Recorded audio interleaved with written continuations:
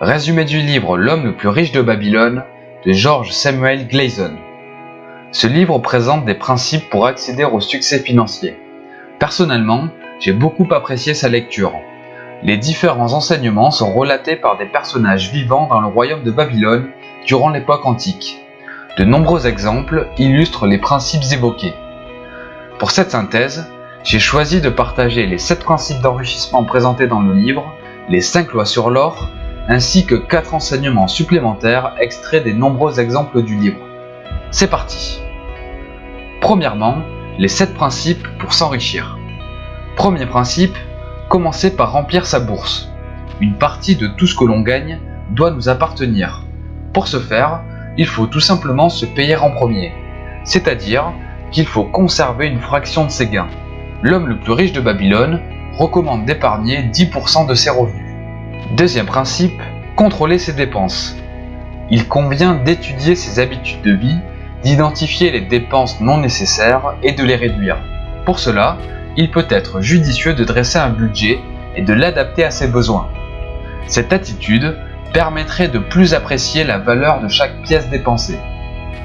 Troisième principe, faire fructifier son or. Il est écrit dans le livre « La richesse d'un homme ne se trouve pas dans les pièces qu'il transporte dans sa bourse, mais dans le revenu qu'il a bâti, le ruisseau d'or qui arrose continuellement sa fortune et la garde toujours bien en point. » Autrement dit, l'important n'est pas la quantité de richesse que l'on possède, mais plutôt la quantité de ses revenus. Il faut donc faire fructifier son or afin de créer des revenus qui continueront à alimenter sa fortune. Quatrième principe, protéger ses trésors contre la perte. Un des premiers objectifs de l'investissement consiste à assurer la sécurité de son capital.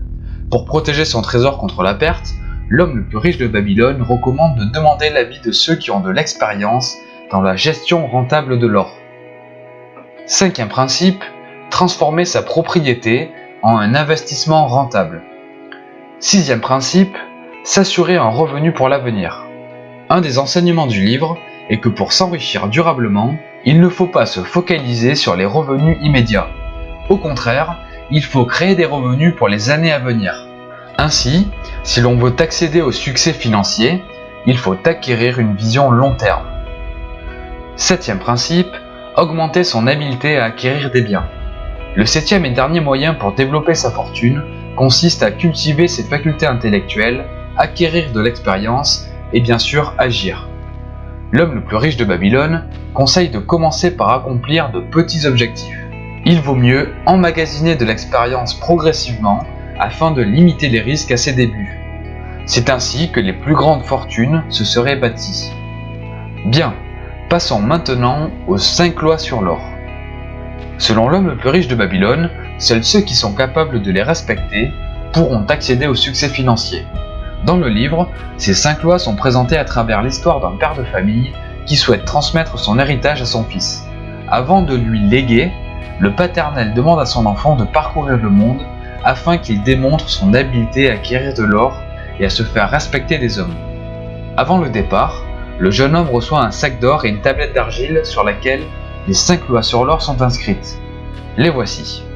Première loi, l'or vient volontiers en quantité toujours plus importante à l'homme qui met de côté pas moins du 10e de ses gains pour créer un capital en prévision de son avenir et celui de sa famille. Deuxième loi, l'or travaille diligemment et de façon rentable pour le sage possesseur qui lui trouve un placement profitable, se multipliant même comme les troupeaux dans les champs. Troisième loi, l'or reste sous la protection de son possesseur prudent qui l'investit d'après les conseils des hommes sages.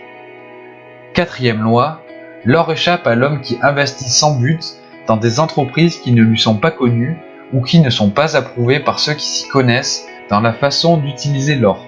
Cinquième loi, l'or fuit l'homme qui le forcerait dans d'impossibles gains, qui suivrait le conseil séduisant des fraudeurs et des escrocs, ou qui se fierait à sa propre inexpérience et à ses désirs romantiques d'investissement. Enchaînons sur la dernière partie, 4 enseignements supplémentaires. Le livre renferme de nombreux exemples qui illustrent que l'application des principes financiers évoqués précédemment permet de se constituer un trésor.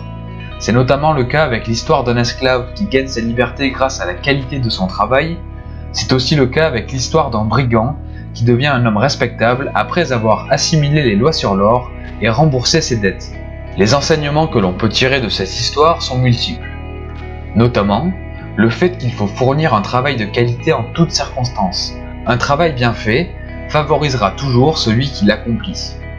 Le second est qu'il faut faire face à ses problèmes. Un autre enseignement est qu'il faut allouer une partie de ses revenus pour les plaisirs et les satisfactions de la vie. Le chemin vers la richesse ne doit pas être constitué uniquement de privations. Enfin, le fait de faire fortune requiert du temps et demande une certaine éducation financière. Je dois avouer que j'ai été surpris par la qualité du contenu de ce livre.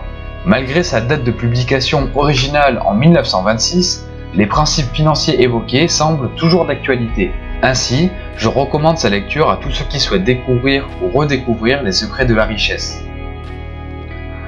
J'espère que vous aurez apprécié cette synthèse. Pour télécharger cette fiche, découvrir de nouveaux résumés de livres ou d'autres projets, je vous invite à consulter mon site internet.